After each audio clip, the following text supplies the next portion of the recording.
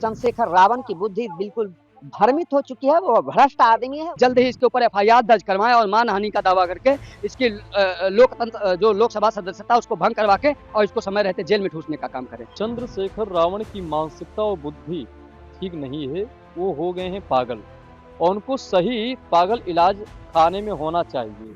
देखिए, नगीना के सांसद चंद्रशेखर रावण की बुद्धि बिल्कुल भ्रमित हो चुकी है, वो भ्रष्ट आदमी है, वह स्वयं अत्याचारी, पापाचारी, दुराचारी आदमी है। ऐसे दुराचारी आदमी जो हमारे जगत गुरु भगवान पद प्रतिष्ठित श्री रामभद्राचार्य जी के ऊपर इस प्रकार का अपशब्द का प्रयोग करना अत्यंत दुर्भाग्यपूर्ण है, निंदनीय है। इसकी जितनी निंदा की जाए उतना कम है। मैं देश के यशस्वी प्रधानमंत्री से, उत्तर प्रदेश के यशस्वी मुख्यमंत्री से मांग करूंगा, जिन्होंने संतों ने समाज के लिए, राष्ट्र के लिए, राष्ट्र की एकता के लिए, राष्ट्र की अखंडता के लिए सदैव तत्पर रहते हैं। परोपकाराय साधूनां परपीड़ाय च, इस प्रकार की भावना रखने वाले ऐसे महापुरुषों के ऊपर इस प्रकार का अभद्र भाषा का प्रयोग करना, अंधा कहना, पापी कहना कितना दुर्भाग्यपूर्ण है। संपूर्ण हिंदू जनमानस से और राष्ट्र की एकता के स्रोत में पिरोने वाले ऐसे महापुरुषों को करेगा इस प्रकार का टिप्पणी करेगा तो हम लोग कतई बर्दाश्त नहीं करेंगे और ऐसा मांग करूंगा कि कोई कठोर कार्रवाई इसके ऊपर होनी चाहिए। कोई ऐसा कठोर कानून आए जो इस प्रकार के हमारे पूज्य संतों के ऊपर, सनातन के ऊपर कुठाराघात करेगा, उसके ऊपर दंडात्मक कार्रवाई होनी चाहिए। चंद्रशेखर रावण जो नगीना के सांसद हैं, जब देखिए बिना मन और मेहनत के कोई सांसद बन जाता है और लोकतंत्र में चुनकर चला जाता है तो वो सिर्फ फ्री का खाके और अनाप शनाप बकने का काम करता है। ऐसे नगीना के सांसद जो लोकतंत्र में चुन के आए हैं और जो लगातार जो है साधु संतों का, हिंदू समाज का अपमान कर रहे हैं और मनुवाद का नारा दे रहे हैं, मनुवाद का विरोध कर रहे हैं। अब मनुवाद मतलब समझिए जो मनुष्यता से मिली जुली होती है, मनुष्यता को साथ में लेकर चलने वाली होती है। ऐसे राक्षसी प्रवृत्ति को जो राक्षसी बढ़ावा दे रहे हैं चंद्रशेखर रावण का मैं खुले तौर पर विरोध करता हूँ और सलाह देता हूँ कि किस प्रकार से ये, किस संक्रमण के माध्यम से इनका मानसिक संतुलन खराब हो गया है, कौन से रोग से ये संक्रमित हो गए हैं, इसकी जल्द से जल्द जांच करवाएं। और रही बात हमारे रामानंदाचार्य जगत गुरु स्वामी रामभद्राचार्य जी महाराज जी पर, इस प्रकार से अगर लगातार अभद्र टिप्पणी करेंगे चंद्रशेखर रावण तो हिंदू समाज चुप नहीं बैठेगा। अगर हम लोकतंत्र में इन्हें चुनकर भेजने का भी काम कर सकते हैं तो अनर्गल प्रलाप करने और नाजायज टिप्पणी करने के जुर्म में इन्हें सड़कों पर दौड़ाकर पीट भी सकते हैं। इसलिए शासन और प्रशासन से भी निवेदन करेंगे कि इनके ऊपर त्वरित कार्रवाई हो, निष्पक्ष कार्रवाई हो। ऐसे लोगों को सुनने के लिए हिंदू समाज बाध्य नहीं है और जबरन हम इन्हें नहीं सुन सकते हैं कि हमारे हिंदुओं का, हिंदू धर्म गुरुओं का, सनातन का, हमारी परंपराओं का विरोध करेंगे। मैं नहीं मानता हूँ कि इसकी मानसिक संतुलन ठीक है। इसको किसी मेंटल हॉस्पिटल में भर्ती कर ठीक ठाक डॉक्टर से दिखाने की आवश्यकता है और प्रॉपर दवा लेने की आवश्यकता है।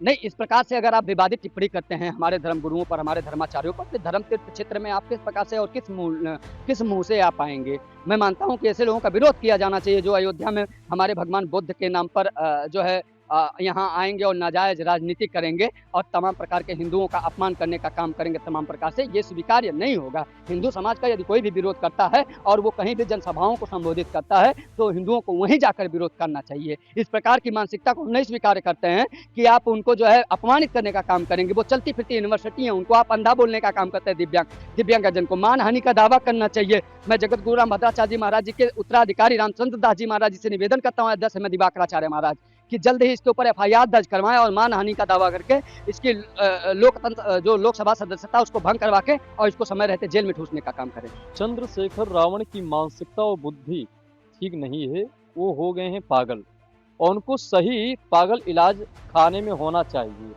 जो तुलसी पीठाधीश्वर परम पूज्य श्री रामभद्राचार्य जी पर इस तरह बयान देने वाला, साधु संतों को लेकर के इस तरह बयान देना, या कहीं ना कहीं तो पागलपन का ही दौरा है ना, इसीलिए तो इस तरह बयान दे रहे हैं। जिनके नेत्र भी नहीं है, त्रिकालदर्शी हैं और ज्ञान है पूर्ण संपूर्ण, और ऐसे महापुरुषों को अगर चंद्रशेखर रावण दे रहे हैं बयान तो कहीं ना कहीं उनके बयान में उनको दंड मिलना चाहिए, जो संविधान के खिलाफ है।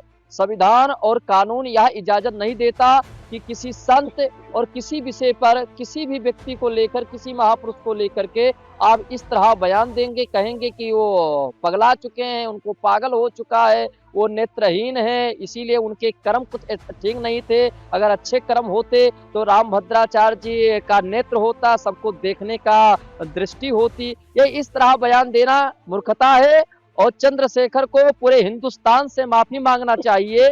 उनको समझना चाहिए कि इस हिंदुस्तान में रह करके साधु संतों का सम्मान नहीं, साधु संतों को लेकर के उठपटांग बोलना कहीं ना कहीं पागलपन का दौरा है। उनको इलाज कराना चाहिए।